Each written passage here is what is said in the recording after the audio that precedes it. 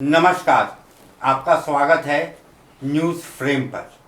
Malegaon blast के सारे आरोपियों को एनआईए की कोर्ट ने बरी कर दिया, जिसके बाद पूरे देश में हिंदू आतंकवाद को लेकर एक बहस छिड़ गई है कि ये बनाया हुआ प्रोपोगेंडा था, जिसे 2008 के बाद अब 2025 में इसका खात्मा हुआ है। इसी मुद्दे पर बात करने के लिए आज हमारे साथ दिव्यानंद जी महाराज, जो कि हिंदू धर्म गुरु हैं, वो हमारे साथ जुड़ेंगे और हम उनसे इसी एक सार्थक चर्चा करेंगे हिंदू आतंकवाद को लेकर। तो दिव्यानंद जी, आपका बहुत बहुत स्वागत है न्यूज़ फ्रेम पर। बहुत धन्यवाद। जय हिंद, जय भारत जी। तो सबसे पहले आप ये बताइए कि ये जो हिंदू आतंकवाद का जो एक टर्म था, जिसे कि 2008 मालेगांव ब्लास्ट के बाद इसे फ्रेम किया गया था, जिसको लेकर अब एनआईए ने मालेगांव ब्लास्ट के सारे आरोपियों को बरी कर दिया है। तो उसके बाद देश में एक बार ये फिर से बहस छिड़ गई है कि आखिरकार हिंदू आतंकवाद था या नहीं था। देखिए, सबसे पहले मैं आपके माध्यम से पूरे देशवासियों को, पूरे विश्व में जितने सनातनी हैं, सबको मैं अभिनंदन देना चाहूँ और कोर्ट को साधुवाद, बहुत बहुत सम्मान व्यक्त करता हूँ कि दूध का दूध, पानी का पानी कर दिया गया। जैसा आपने कहा कि एक बहस छिड़ गई, मैं तो कहता हूँ सारी बहस बंद हो गई। अब बहस की तो कोई बात रही नहीं। जिन्होंने ये प्रोपेगेंडा का उन्होंने जो बीजारोपण किया था, वैसे लोगों को जो भगवा के खिलाफ बात करते हैं, जो हिंदुत्व के विरुद्ध बात करते हैं, जो राष्ट्र के विरुद्ध बात करते हैं, उनको मुंह में तो बहुत बड़ा तमाचा लगा है। तो ये आप किसकी ओर इशारा कर रहे हैं? कौन ये बात करते हैं कि हिंदू आतंकवाद था? जिसने इसकी उत्पत्ति की, जिस शासन काल में ये कांड हुआ, उस वक्त कांग्रेस की सरकार थी। कांग्रेस को माना जा सकता है, यह सर्वज्ञात है। अभी कोई नहीं इसको मान सकता है कि कांग्रेस हमेशा श्री राम का विरोध करना हो, भारत के अंदर रहकर भारत की शिकायत करनी हो बाहर जाकर, या फिर मंदिर का विरोध करना हो, संतों का विरोध करना हो, तो उन्होंने तो ठेका लेके रखा है। आज उनके मुंह पे बड़ी तमाचा लग गई है। आज जवाब दिया, जो उनके अंदर थोड़े भी नैतिकता है तो उन्हें एकदम पब्लिक के बीच में सार्वजनिक रूप से माफ़ी मांगनी चाहिए। नहीं मांगेंगे, इनकी दुकान बंद होने वाली है, बंद होने के कगार पर है। और ये बंद, आप देखिए कि पिछले दिनों, मैं कोई राजनीतिज्ञ नहीं, मुझे किसी पार्टी से लेना देना कोई मतलब नहीं है। किसी भी पार्टी का मैं, ठीक है, व्यक्तिगत कोई कहीं वोट देता है, पक्षधर हो सकता है, प्रशंसक हो सकता है, मुझे किसी पार्टी से लेना देना नहीं। किंतु इतनी बड़ी साजिश, षड्यंत्र भारत के अंदर, मैं बोलता हूँ भारत विश्व गुरु और भारत हिंदू राष्ट्र भारत में हिंदू बाहुल्य रहने के बाद हिंदुओं के ऊपर ऐसा अत्याचार और षड्यंत्र चलता रहा है, जो आज भी चल रहा, उनका बीज बोया हुआ। इस पर मैं आपको से ये भी पूछना चाहूँगा कि एक पर्सपेक्टिव ये भी सामने आ रहा है कि अभी नरेंद्र मोदी की सरकार है, जो कि सेंटर में है, और जिसको लेके कांग्रेस ये बराबर आरोप लगाती रही है कि जितनी भी एजेंसियां हैं उसका दुरुपयोग प्रधानमंत्री करते हैं। और उसी क्रम में ये जो एनआईए कोर्ट का फैसला आया है, ये भी उसी क्रम में आया है। तो इसको आप किस तरीके से देख रहे हैं? चोर के दाढ़ी में तिनका, आपको अपने दाढ़ी पे तिनका क्यों नजर आ रहा है? यदि आपसे कोई प्रश्न करता है कोई एजेंसी, आप दे के निकल जाए, बात खत्म हो गई। दुरुपयोग मतलब क्या? सारी एजेंसियां सोई रहे भाई? पुलिस किस लिए है, या जितनी एजेंसियां, जांच एजेंसियां हैं, वो क्यों है? और जहां भी उनका जांच हो रहा है, सारी जगह लोग निकल रहे हैं, तो फिर दुरुपयोग कहां से हुआ? नहीं, वो बात आपकी सही है, लेकिन अब यहाँ पर ये एक देखने वाली बात है कि जिस तरीके से आज सुबह पूर्व एटीएस के जो ऑफिसर हैं, उनका बयान आता है कि यहाँ तक कि मोहन भागवत को गिरफ्तार करने की बात जो है, वो कह रहे हैं कि उनको ये आदेश दिया गया था मालेगांव ब्लास्ट के बाद कि आप मोहन भागवत को गिरफ्तार करके लाइए। ये बिल्कुल स्पष्ट आपके ही प्रश्न से, यदि माननीय मोहन भागवत जी को, और देखिए शब्दों को देखा जाए, इससे व्यक्ति की एक मनोविज्ञान और उसके अंदर की भावना ये स्पष्ट होती है। उन्होंने यही बताया, जो एटीएस के अधिकारी जो उस वक्त समय जो सीनियर इंस्पेक्टर थे, उन्होंने ये कहा कि मोहन भागवत को उठा कर लाओ जी। ये शब्द का अर्थ क्या? इतने चीपर शब्द इतने बड़े अधिकारी और इतने बड़े व्यक्तित्व के लिए अगर वो उपयोग कर रहा है, इससे पता चलता है कि उसकी मंशा बिल्कुल सही नहीं है। आपको एक स्टेट लेवल का कोई वो छिनतई करने वाला, कोई लूटपाट करने वाला व्यक्ति इसके बारे में बोल रहे हैं। वैसे व्यक्तियों को देखना चाहिए कि आपने अपने कार्यकाल में कितने आतंकवादियों को पकड़ा और कितने का पर्दाफाश किया है। ये तो लज्जाजनक बात है, इस प्रकार की बात कर रहे हैं। और उन्होंने आज स्पष्ट दिखला दिया, और उनको मैं सबसे पहले आपके माध्यम से मैं यहीं से उन्हें साधुवाद देना चाहूँगा। एटीएस के सीनियर इंस्पेक्टर साहब को मैं आज भी उन्हें तो मैं सैल्यूट करता हूँ कि उनके साहस को और उनकी निष्ठा को मैं सैल्यूट करता हूँ। और आज उन्होंने उजागर कर दिया है कि आज उन्होंने काम नहीं किया तो ये सज़ा मिली। 10,000 में पिछले इतने वर्षों से 17 वर्षों से उनका घर चल रहा है। यदि वो कांड कर देते तो हिंदू मुसलमान करने के लिए, आतंकवाद करने के लिए भगवातंक का नाम दे ही दिया था, तब तो वो बेचारे आज कहीं के नहीं रह जाते।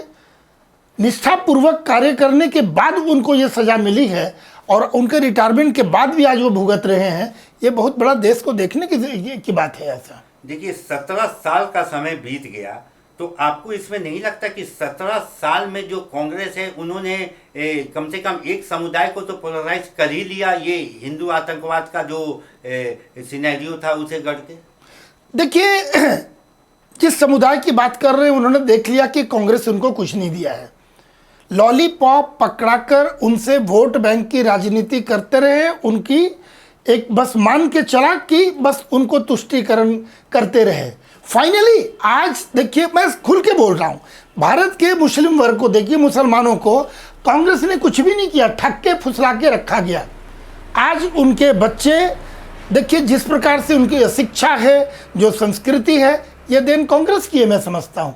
यदि मैं गलत नहीं तो मेरा अपना मानना ही इस बात को है। और आज देखिए, अगर जिस बात की उत्पत्ति उन्होंने दिया था भगवा आतंकवाद, शर्म आनी चाहिए ऐसी लोगों को। अरे भगवा ऐसे नहीं होता, भारतवर्ष में भगवा बोलने से पवित्रता आती है। भगवा वाले ही तुम कहते हैं सर्वे भवन्तु सुखिनः सर्वे सन्तु निरामया। हम ही कहते हैं धर्म की जय हो, अधर्म का नाश हो। हम ये नहीं कहते सिर्फ हमारा कल्याण हो, विश्व का कल्याण। हम तो वनस्पति शांति भी बोलते हैं, रोषध्य शांति, वनस्पति शांति, स्थान देवताभ्यो नमः, वसुदेव कुटुंबकम। हमारे मंदिरों से आवाज़ निकलती है और एक भगवाधारी ऐसा बोलता है। हम कभी नहीं बोलते हैं कि अपने बच्चे को मोमिन बनाओ, हम कभी नहीं सिखलाते अपने बच्चों को ईसाई बनाओ। हम तो अपने बच्चों को सिखलाते मनुर्भव, एक मनुष्य बनो, एक अच्छा देशभक्त बनो, एक अच्छा नागरिक बनो। हमारी तो यह शिक्षा है। ये तो हो गई पूरे भारतवर्ष की बात। अब मैं इसी भगवा आतंकवाद को अभी हम जो यहाँ बैठे हुए हैं झारखंड की धरती पर, तो यहाँ पर भी इसका कुछ ना कुछ असर देखने को लगातार मिलता आया है। अभी रिसेंटली एक घटना हुई भैरव सिंह के गिरफ्तारी को लेकर, जिसको लेकर अब बीजेपी भी जो है वो मुखर हो गई है। और कल ही बाबूलाल मरांडी ने एक ट्वीट भी किया जिसमें उन्होंने कहा कि अब हिंदू नेताओं को यहाँ की दमनकारी सरकार जो है वो झूठे केस में फंसाना चाह रही है। तो जिस तरीके से हिंदुओं पर यहाँ पर भी जो टारगेट करने की बात आ रही है बीजेपी के द्वारा, इस पर आप हिंदू धर्म या हिंदू समाज का क्या टेक है? देखिए, सबसे पहले तो मैं स्वयं को भुक्तभोगी बोलूँगा। 40 वर्षों से ऊपर संगठन कर रहा हूँ और कितना झेलना पड़ा मुझे, मैं समझता हूँ झारखंड की जनता मुझे अच्छी तरह जानती, जो भी मुझे जानते हैं, किस प्रकार से मैं रात दिन एक काम करता हूँ। हिंदुत्व की जय हो, बस उसको लेकर मैंने कभी किसी का विरुद्ध काम नहीं किया। बस अपने संस्कृति के संवर्धन संरक्षण के लिए मैं कार्य करता रहा हूँ, झेलता रहा हूँ। कई झेलने पड़े हैं, कई बार कितनी तरह की बातें हैं। लगभग झारखंड की जनता आज इससे कोई अनभिज्ञ नहीं है। अभी जो केस आपने बताया भैरव सिंह का, देखिए ऐसा है कि कल ही प्रेस कॉन्फ्रेंस किया है हमने और मैंने सारी बातें वहाँ स्पष्ट करी है। जो भी कम से कम अभी वर्तमान सरकार में जो भी पिछले देख रहे हैं, हमारे जितने भी त्यौहार आते हैं हिंदू त्यौहार, आप यहाँ के सरकार का रवैया देख लें। किसी न किसी प्रकार से डिस्टर्ब करना है और वातावरण को दूषित करेंगे, हम अच्छे से मना नहीं पाते हैं। छठ की बात हो, दुर्गा पूजा की बात हो, दीपावली की बात हो, कुछ न कुछ एक कंडीशन लगा देना। हम जब सड़क पर उतरते हैं और जब वहाँ हम चर्चा करते हैं, आंदोलन के मूड पे आते हैं, तो उसके बाद फिर उसे टर्न करके वो बैक टर्न लेते हैं, यू टर्न लेकर फिर वापस वहीं आते हैं। उनकी मंशा साफ पता चलता है कि जितना वो ईसाइयों मुसलमानों को स्थान देते हैं, हिंदुत्व के लिए उनके कोई स्थान नहीं है। और कारण क्या है? एक ही कारण है कि हमारी वोट बैंक की राजनीति, तुष्टीकरण, उनको लॉलीपॉप पकड़ा के उन्हें ठग पुसला के रखो, वोट लेते रहो। इनकी भी दुकान चलने वाली नहीं है। आज कोई जनता बेवकूफ़ नहीं है, सारे लोग समझ रहे हैं किसी समुदाय के लोग हैं कि कौन क्या कर रहा है। इनको देखना है। जितनी प्रकार की अभी देखिए जो घोटाले और कई प्रकार के, लज्जा आती है। मैं किस राज्य में रहता हूँ? हमारे देश का राजा, हमारे राज्य का, मैं राजा शब्द बोल रहा हूँ, राजा इस प्रकार से अगर दूषित हो जाए, अगर थोड़ी भी नैतिकता है तो उन्हें अपना कुर्सी छोड़ देनी चाहिए।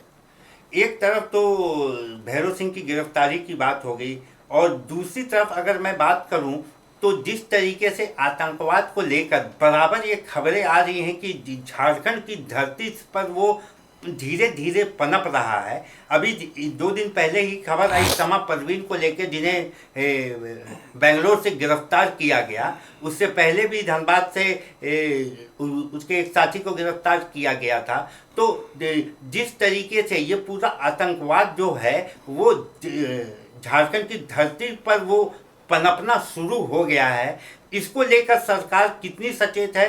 क्योंकि आतंकवाद को लेकर कोई भी सरकार नहीं चाहेगी कि उसके राज्य या उसके धरती पर ये हो, लेकिन इसको लेकर आप जैसे हिंदू धर्म गुरुओं का अपना क्या मानना है? देखिए, सरकार के संरक्षण के बिना किसी प्रकार का वाद नहीं हो सकता। हमारे झारखंड में लव जिहाद, लैंड जिहाद, आतंकवाद, घोटाला जितने इस प्रकार से हैं सारे हो रहे हैं। बिना सरकार के संरक्षण के कैसे हो जाएगा? और यदि हो रहा है तो बहुत बड़ा प्रश्न है सरकार के ऊपर कि आपका तंत्र कहाँ सोया हुआ है। यानी आपके पीछे आपका तंत्र दुरुस्त नहीं है। आपके नाक के नीचे में यदि ऐसा हो रहा है, मैं पुनः बोलता हूँ, यदि थोड़ी भी नैतिकता बची है तो आपको कुर्सी छोड़ देना चाहिए। कोई अधिकार नहीं बनता है। यहाँ की प्रजा आपको मानने को तैयार नहीं है। आप जबरदस्ती चिपक कर बैठे हुए हैं, कोई काम नहीं कर रहे हैं, रसातल पर ले गए हैं प्रदेश को।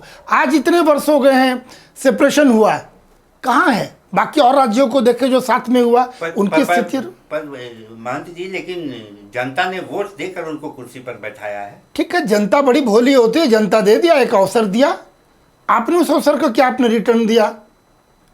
भाई आपको जनता ने एक वर्ष अवसर दिया। चुनी हुई सरकार पर उंगली उठा रहे हैं। हाँ बिल्कुल, उंगली तो उठेगी।